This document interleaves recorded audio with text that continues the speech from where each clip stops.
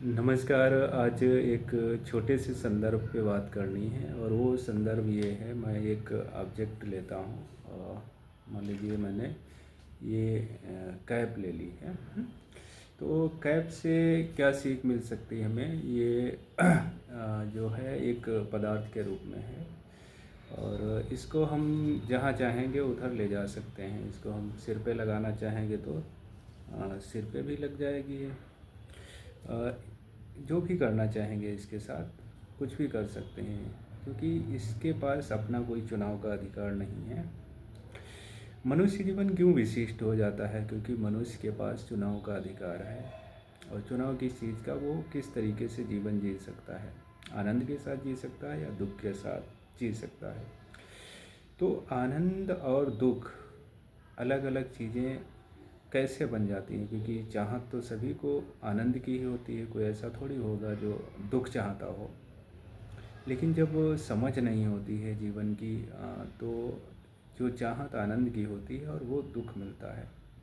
और दुख मिलता ही नहीं है, वो लगातार बढ़ता ही जाता है। क्योंकि अगर हम अपने केंद्र से जितना दूर जाएंगे, जैसे मान लीजिए हमें अपना लक्ष्य नहीं पता है और हम यूं ही चलते जा रहे हैं और हो सकता अपने लक्ष्य गंतव्य की तुलना में विपरीत दिशा में जा रहे हों, तो विपरीत दिशा पे जितना चलते जाएंगे उतना ही हम लक्ष्य से दूर होते जाएंगे।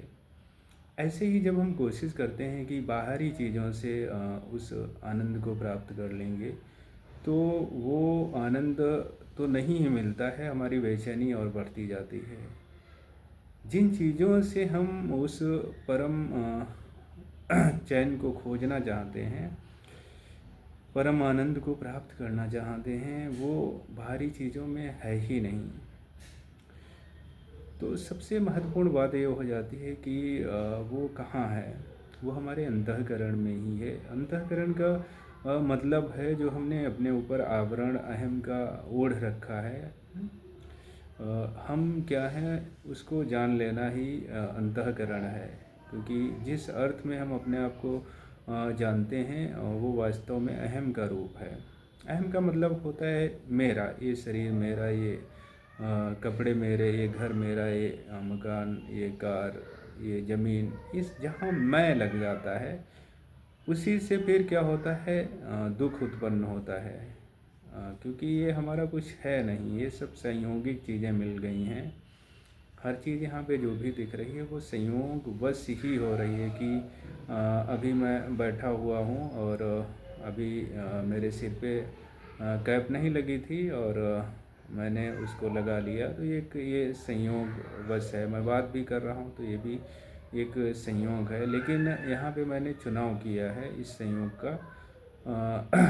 तो कुछ जो बिंदु होते हैं, अगर वो चुनाव की दिशा सही है तो हमें दुख नहीं मिलता है। वही चीज़ें हमें समझनी है जीवन के संदर्भ में, और वो तभी होता है जब हम अपने आप को देखते हैं। जैसे कि हमारे शरीर में कोई बीमारी हो गई है, मान लीजिए डायबिटीज़ को ले लेते हैं। और तो अगर हम देखेंगे नहीं तो ऐसी चीज़ों को हम ग्रहण कर सकते हैं कि जो उस बीमारी को बढ़ा ही दें।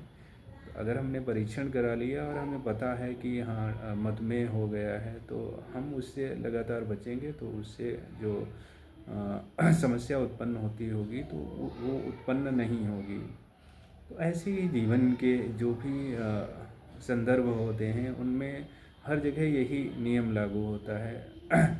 और उस नियम को समझना बहुत ज़रूरी है। जैसे कि मान लीजिए किसी व्यक्ति को कंप्यूटर चलाना नहीं आता है, अगर उसको हम कंप्यूटर चलाने के लिए दे देंगे तो वो चला नहीं पाएगा और उपयोग उसका सही से नहीं कर पाएगा। यही संदर्भ मोबाइल के विषय में भी कहा जा सकता है।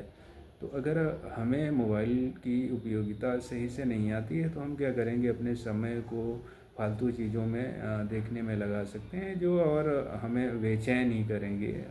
हमारे जो बेचैनी है उसको मिटाने का तो कार्य कदापि नहीं करेगी। लेकिन हम सही दिशा, सही चीज़ों को अगर इसके माध्यम से प्राप्त कर लें तो जो अज्ञान है और मिटेगा। अज्ञान मिटेगा तो सारी चीज़ें जो अज्ञान से जुड़ी हुई होंगी वो भी मिट जाएंगी।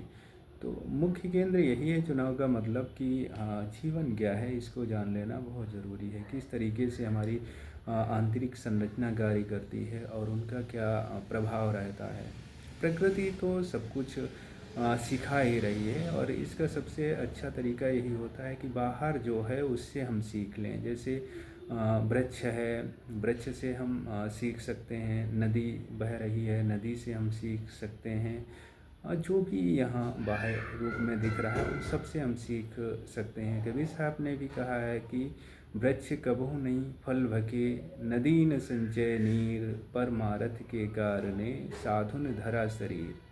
तो वृक्ष अपने फल अपने आप नहीं खाने लगता है, और अगर वो उसके पास लगे ही रहें तो सड़ और जाएंगे, बदबू आने लगेगी। ऐसे ही नदी कोई पानी अपने आप थोड़ी पी लेती है या अपने पास ही रखती है, वो तो बह रही है और जो भी उसका प्रयोग करता है उसके जो खेत होते हैं लहलहा जाते हैं, सुंदर फसलें होती हैं और बहुत हरा भरा वातावरण होता है, हमारी प्यास मिटाती है, सभी जीव जंतुओं की प्यास मिटा देती है।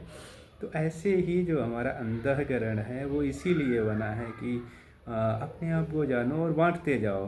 आनंद इसी में है, रखने में नहीं है।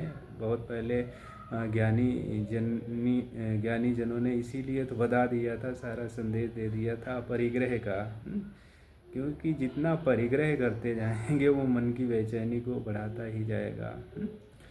और एक प्यारा सा दृष्टांत आता है, जो संत शिरोमणि गुरु नानक देव जी हैं उनके संदर्भ में एक धनी व्यापारी होता है, वो उनके पास आता है और उनसे कुछ धन संपदा लेने के लिए अनुरोध करता है। तो वो समझ जाते हैं कि ये अपने अहम में चूर है कि हमारे पास इतना धन संपदा है और मैं आपको देने आया हूँ। तो उससे कहते हैं, अच्छा मुझे ये सब तो नहीं चाहिए, लेकिन अगर तुम्हें देना ही है तो तुम अपनी मृत्यु के बाद मुझे एक सुई दे देना। तो वो कहता है ये कैसे हो सकता है कि मृत्यु के बाद मैं आपको सुई दे सकूं। तो कहते हैं कि जब तुम मृत्यु के बाद अपने साथ छोटी सी एक सुई भी नहीं ले जा सकते हो तो तुम्हारी ये जो धन दौलत सारी चीज़ें हैं उनका क्या मतलब रह गया, क्या औचित्य रह गया।